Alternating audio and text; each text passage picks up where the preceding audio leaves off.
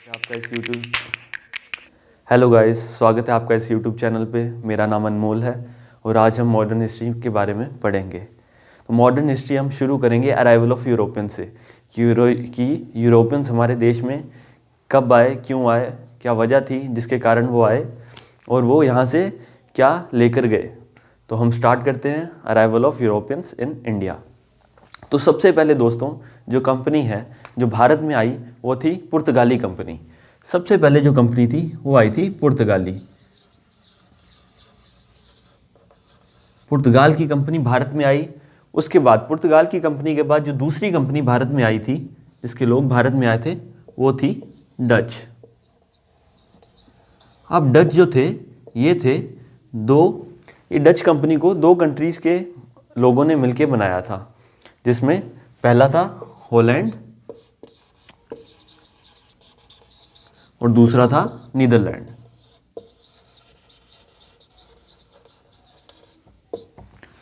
सबसे पहले पुर्तगाल कंपनी भारत आई थी यूरोपियन देशों में से, दूसरी थी डच, इसके बाद आए ब्रिटिशर्स। ब्रिटिशर्स आप सभी को पता ही है, बाद में इन्होंने काफ़ी दिनों तक हमारे देश पे राज किया, हम इनके गुलाम बने रहे। तो ये बेसिकली आए किस वजह से थे? ये व्यापार करने के लिए आए थे, बाद में इन्होंने हमें अपना गुलाम बना लिया। उसके बाद पुर्तगाल, डच, ब्रिटिशर्स। इसके बाद जो चौथी कंपनी भारत में आई थी वो थी डेनिश। वो क्या थी? डेनिश। मैं यहाँ लिख दूंगा डेनिश। ये चौथी कंपनी थी जो भारत में आई थी। डेनिश कंपनी थी डेनमार्क की। किस कंट्री की कंपनी थी डेनिश? डेनमार्क। इसके बाद डेनिश के बाद जो लास्ट कंपनी यूरोपियन कंपनी जो भारत में आई वो थी फ्रांस की कंपनी थी। तो ये एक सीक्वेंस है, ये सभी आपने याद रखना है, जिसमें सबसे पहले पुर्तगाल कंपनी भारत आई, डच उसके बाद ब्रिटिशर्स, उसके बाद डेनिश और उसके बाद फ्रेंच। डच मैंने आपको बताया, डच में दो देशों के लोगों ने मिलकर डच कंपनी बनाई थी, पहला हॉलैंड और दूसरा नीदरलैंड। और जो डेनिश कंपनी थी वो डेनमार्क के लोगों की कंपनी थी। तो इसके बाद हम स्टार्ट करते हैं पहली कंपनी पुर्तगाल से। पुर्तगाल कंपनी कब भारत आई? तो इसका सीधा सा आंसर है 1498। 1498 में ये कंपनी बनी और भारत आई। ये डेट आप सभी ने याद रखनी है। उसके बाद एक इम्पॉर्टेंट चीज़ है, डच कंपनी भारत में तो पहले आई ब्रिटिशर्स से, लेकिन ये बनी ब्रिटिशर्स के बाद। मतलब ये कंपनी बनी 1602 में, जबकि ब्रिटिशर्स की जो कंपनी थी ब्रिटिश ईस्ट इंडिया कंपनी, वो बनी थी 1600 में। ये बहुत ही इंपॉर्टेंट चीज़ है, ये आपने याद रखनी है कि डच कंपनी, अगर आपसे क्वेश्चन कोई पूछेगा कि ऐसी कौन सी कंपनी है जो भारत पहले आई, तो उसका आंसर होगा डच कंपनी। लेकिन ऐसी कौन सी कंपनी है जो भारत से पहले आई लेकिन बनी अंग्रेज़ों के बाद? वो है डच कंपनी। अंग्रेज़ों की जो ईस्ट इंडिया कंपनी है वो डच कंपनी से क्या पहले बनी थी 1600 ईस्वी में, ये आपने याद रखना। उसके बाद डेनिश कंपनी बनी थी 1616 ईस्वी में, और उसके बाद फ्रेंच जो कंपनी थी वो बनी थी 1664 ईस्वी में। ये डेट्स काफ़ी इंपॉर्टेंट है, ये आपने याद रखनी है।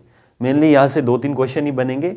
एक तो सबसे पहली कंपनी जो यूरोपियन कंपनी भारत में आई, उसका नाम मैंने आपको बताया पुर्तगाल थी। उसके बाद जो कंपनी आई वो थी डच। ऐसी कौन सी कंपनी है जो भारत तो पहले आई लेकिन बनी ब्रिटिशर्स के बाद? वो कौन सी कंपनी है? डच। और अगर क्वेश्चन आ जाए डच और ब्रिटिशर्स में से कौन सी कंपनी पहले बनी, उसका सीधा आंसर होगा ब्रिटिश ईस्ट इंडिया कंपनी, जो कि 1600 ईस्वी में बनी। तो और इसके बाद अब हम करेंगे, इसके बाद अब हम पढ़ेंगे कि क्या वजह थी जिसके कारण यूरोपियन कंट्री भारत में आई। तो इसकी जो मेन वजह थी वो आपने याद रखनी है। मेन वजह थी मसालों का व्यापार, जिसके कारण यूरोपियन कंट्रीज क्या है, यूरोपियन कंपनीज भारत में आई। इसकी मेन वजह मसालों का व्यापार था। मसालों का व्यापार क्यों? क्योंकि जो यूरोपियन कंट्री है वहाँ मसालों की खेती नहीं होती है, वहाँ मसाले नहीं उगते हैं। मसाले इन्हें जाते थे भारत से। ये जैसे कि भारत द्वीप है, ये भारत है समझो। भारत से पहले इन्हें मसाले कैसे जाते थे? पहले जाते थे लैंड रूट से। यहाँ ये भारत है, भारत के आगे ये टर्की है। जो भारत के व्यापारी थे, भारत के व्यापारी यहाँ से इन्हें लैंड रूट से टर्की तक क्या पहुँचाते थे, मसाले। टर्की में एक जगह थी कस्तुमतुनिया, या कस्तुनिया, याद रखो कस्तुमतुनिया। टर्की में जगह थी कस्तुमतुनिया, वहाँ तक भारत के व्यापारी क्या थे, यहाँ तक मसाले पहुँचाते थे। और यहाँ से आगे यूरोपियन व्यापारी आगे कहाँ पहुँचाते थे, यूरोप में। ये आगे कहाँ पहुँचा देते थे, यूरोप में। लेकिन क्या हुआ, जो कस्तुमतुनिया है यहाँ पे बाद में अरब लोगों का कब्जा हो गया। जब अरब का कब्जा हुआ तो यहाँ से क्या हुआ, ट्रेड इनका क्या हो गया, यूरोपियन का बंद हो गया, मार्ग बंद हो गया। इसलिए इन्होंने सोचा कि स्थल मार्ग की जगह हम कौन सा रास्ता अपनाएं, हम समुद्री रास्ता खोजते हैं। जैसे कि ये समुद्र है, फिर इन्होंने समुद्री रास्ता खोजने की कोशिश की। तो उसी में पहला व्यक्ति जो कि भारत की खोज करने निकला, पहला व्यक्ति जो कि भारत की खोज करने निकला वो था कोलंबस। समुद्र के रास्ते, समुद्र के रास्ते कोलंबस भारत की खोज करने के लिए निकला। लेकिन ये पहुंचा कहाँ, ये पहुंच गया अमेरिका, और इसने अमेरिका की खोज कर दी समुद्र के रास्ते। और इसने वहाँ रहने वाले लोगों को क्या कहा, रेड इंडियंस। क्या कहा, रेड इंडियंस। तो कोलंबस पहला व्यक्ति था जो भारत की खोज समुद्र के रास्ते करने निकला था, लेकिन ये पहुंच गया अमेरिका और इसने वहाँ के लोगों को क्या कहा, रेड इंडियंस। कोलंबस था स्पेन से। किस कंट्री से बिलोंग करता था कोलंबस, तो आप लिखेंगे स्पेन। कोलंबस के बाद बार्थोलोम्यू डास एक पुर्तगाल का व्यक्ति था।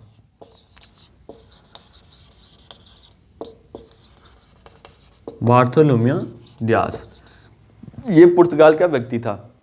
ये भी भारत की खोज करने के लिए निकला, लेकिन ये बीच में एक टापू के पास पहुंचा जिसका नाम था केप ऑफ गुड होप्स। ये केप ऑफ गुड होप तक ही पहुंचा। ये टापू अफ्रीका के पास था। ये जैसे कि केप ऑफ गुड होप में जैसे पहुंचा तो इसने आगे जाके हिम्मत हार दी और ये वापस ही अपने देश पुर्तगाल वापस लौट गया। मतलब ये आगे भारत तक नहीं पहुंच पाया। इसके बाद जो मेन व्यक्ति है वास्को डी गामा, जिसके बारे में आपने सभी ने सुना होगा। वास्को डी गामा ने ही समुद्र के रास्ते भारत की क्या की थी, खोज की थी। वास्को डी गामा निकला फिर भारत की खोज करने के लिए सन 1498 में। 1498 में जब ये निकला तो ये केप ऑफ गुड होप तो पहुंचा, ये केप ऑफ गुड होप्स पहुंच गया। इसके बाद इसकी हेल्प किसने की, एक गुजराती नाविक था जिसका नाम क्या था, मजीद, याद रखना है हमने, अब्दुल मजीद। अब्दुल मजीद ने इसकी हेल्प क्या की भारत में पहुंचने के लिए, और ये कहाँ पहुंच गया, इंडिया। ये पहुंच गया इंडिया। इंडिया में अब मेन क्वेश्चन आता है कि इंडिया में ये पहुंचे तो कहाँ पहुंचा, किस बंदरगाह पे पहुंचा, किस पोर्ट पे पहुंचा। तो इंडिया में वास्को डी गामा पहुंचा था कैलीकट था केरला में। ये पहुंचा केरला कैलीकट में। वहाँ इसका स्वागत जो है वहाँ का जो राजा था जामोरिन, उसने किया। तो वास्को डी गामा 1498 में केप ऑफ गुड होप्स के रास्ते होते हुए इंडिया में कैलीकट जगह पर पहुंचा, कैलीकट पोर्ट जो कि केरला में है। अब क्वेश्चन आएगा वास्को डी गामा की मदद किसने की, तो अब्दुल मजीद ने वास्को डी गामा की क्या की थी, मदद की थी भारत पहुंचने में। तो इसके बाद वास्को डी गामा का स्वागत किया वहां के राजा जो थे जामोरिन ने।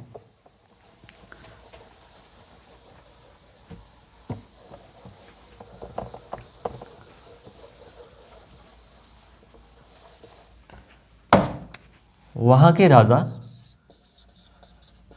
जामोरिन ने वास्को डी गामा का स्वागत किया। लेकिन जब इसका स्वागत वहाँ के राजा ने किया तो अरब व्यापारी भारत में थे, वो राजा से नाराज़ हो गए क्योंकि मेन व्यापार वो करते थे। अब देखो उनका कंपटीटर आएगा तो नाराज़, जाहिर सी बात है वो होंगे ही, तो इसलिए वो नाराज़ भी हो गए। वास्को डी गामा इंडिया से मसाले लेके वापस पुर्तगाल गया। वास्को डी गामा क्या क्या लेके गया, एक लौंग,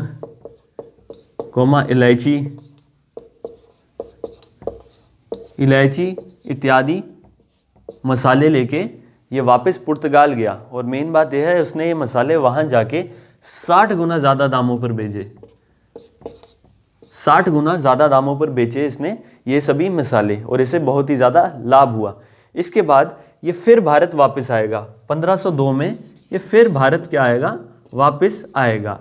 और ये कोचिन जो है, कोचिन उसको अपनी राजधानी बनाएंगे पुर्तगाली लोग। अब इसे पुर्तगाल की सरकार की द्वारा भेजा जा रहा है, पुर्तगाल की सरकार इसे भेजेगी क्योंकि उसने देखा यहाँ पर तो काफ़ी मुनाफा हो रहा है, तो पुर्तगाल की सरकार ने इसे वापस भेजा और इसने कोचिन को अपनी राजधानी बनाया। और इसने अपनी पहली फैक्ट्री कहाँ एस्टेब्लिश की? पहली फैक्ट्री इसने एस्टेब्लिश की कैलीकट में। कैलीकट में क्या इसने पहली फैक्ट्री एस्टेब्लिश की?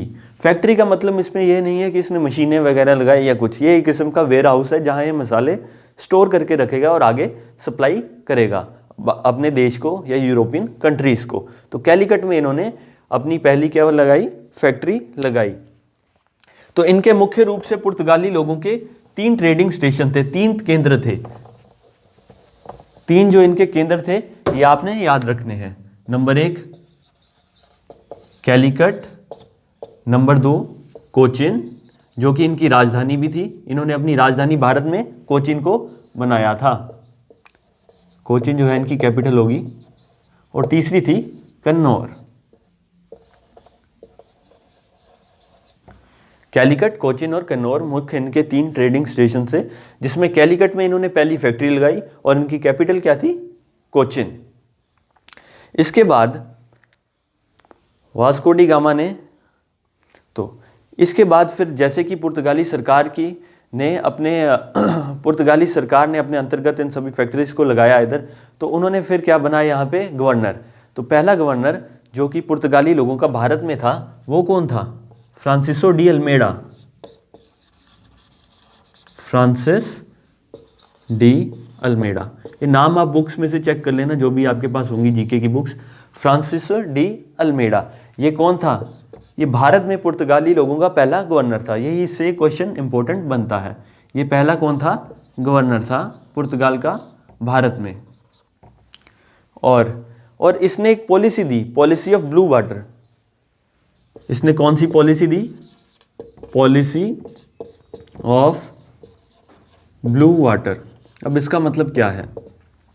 इसका मतलब यह है पॉलिसी ऑफ ब्लू वाटर में भारत के साथ, ये देखो जैसे भारत है, ये भारत का जो आसपास ये समुद्री इलाका है, इसमें इसने एकाधिकार मोनोपोली जाहिर कर दी कि ये हमारा इलाका है और यहाँ से और कोई समुद्री जहाज या कोई भी नहीं जाएगा।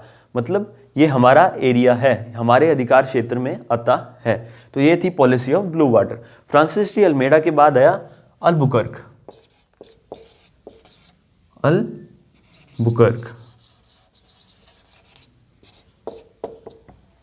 इसे पुर्तगाली लोगों का बेसिक फाउंडर कहा जाता है। भारत में पुर्तगाली लोगों का वास्तविक संस्थापक कहा जाता है। इसने क्या किया? इसने ये लाया पॉलिसी ऑफ इंपीरियलिज्म। इंपीरियलिज्म मतलब साम्राज्यवाद। अल्बुकर्क क्या लाया? Policy of imperialism. अब पॉलिसी ऑफ इंपीरियलिज्म क्या है? साम्राज्यवाद। साम्राज्यवाद मतलब अपने क्षेत्र को बढ़ाना। जैसे कि पहले तो इनके 3 ट्रेडिंग स्टेशन थे, कैलीकट, कोचिन और कन्नौर। अब यहाँ से क्या है, ये अपने क्षेत्र को बढ़ाएंगे और बाकी के क्षेत्र पर ये कब्जा करेंगे। तो ये पॉलिसी ऑफ इंपीरियलिज्म लाया, साम्राज्यवाद की नीति। और इसने 1510 में बीजापुर के जो शासक थे, बीजापुर के जो उस टाइम शासक थे, उन्हें हरा के किस पर कब्जा कर लिया? गोवा पर। देखो इसने 1510 में बीजापुर के शासक को हरा के गोवा पर कब्जा कर लिया। देखो ये आए व्यापारी, पहले एक इंसान आया, फिर व्यापार करने के लिए आगे बढ़ते बढ़ते बढ़ते अब ये हिंदुस्तान में जो राजा थे, शासक थे, उन पर हमला करने लगे और उनका क्षेत्र भी हड़पने लगे। अल्बुकर्क के बाद आया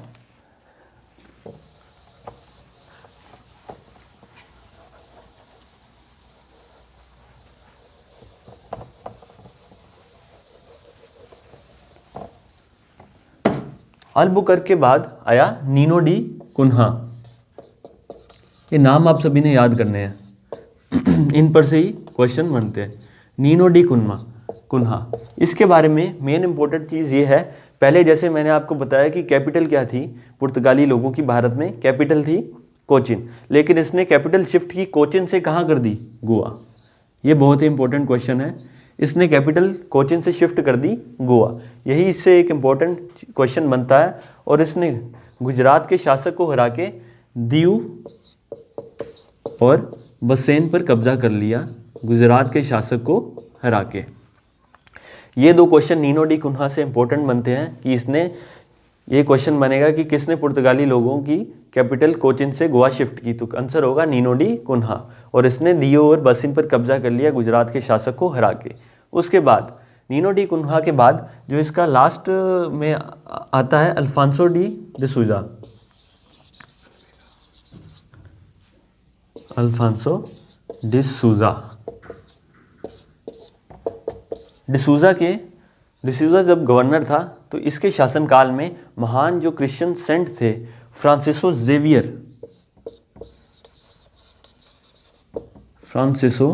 जेवियर ये भारत आए थे। ये इससे इंपॉर्टेंट क्वेश्चन बनता है कि मशहूर Christian saint Francisco Xavier Bharat किसके शासनकाल में आए थे, अल्फांसो डिसूजा। इसके बाद एक इम्पॉर्टेंट फैक्ट ये भी है कि जैसे मैंने आपको बताया पुर्तगाली लोग भारत कब आए थे, 1498 में। ये भारत में यूरोपियन कंपनी जो सबसे पहले भारत आई थी वो थी पुर्तगाली, कब आए, 1498। और ये ऐसी यूरोपियन कंपनी है जो भारत से गई भी सबसे बाद ये 1961 में भारत छोड़कर गए। 1961 में भारतीय सेना ने एक ऑपरेशन चलाया, ऑपरेशन विजय इसका नाम था।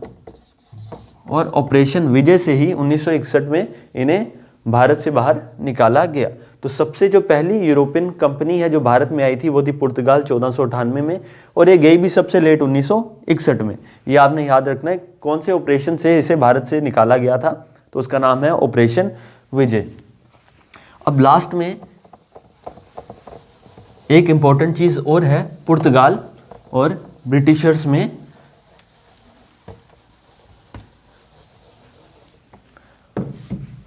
और लास्ट में एक इम्पॉर्टेंट चीज़ ये है कि पुर्तगाल की एक महारानी थी, महारानी का नाम था कैथरीन। महारानी का क्या नाम था, कैथरीन। ये किसकी थी, पुर्तगाल की महारानी थी। इसका विवाह किससे हो गया, ब्रिटिश इंग्लैंड के राजा थे चार्ल्स द्वितीय से इसका विवाह हो गया। और इनमें क्या हो गया, इनका विवाह हुआ और पुर्तगाली लोगों ने ब्रिटिशर्स को बॉम्बे दहेज में दे दिया। और पुर्तगाली लोगों ने ब्रिटिशर्स को बॉम्बे क्या दहेज में दे दिया और इनमें रिश्तेदारी हो गई और घनिष्ठ संबंध हो गए। तो ये आज हमने पुर्तगाली लोगों के बारे में पढ़ा। अब नेक्स्ट वीडियो में हम आगे की जो यूरोपियन कंपनीज हैं उनके बारे में बात करेंगे। तो शुक्रिया सभी को, बहुत बहुत थैंक यू।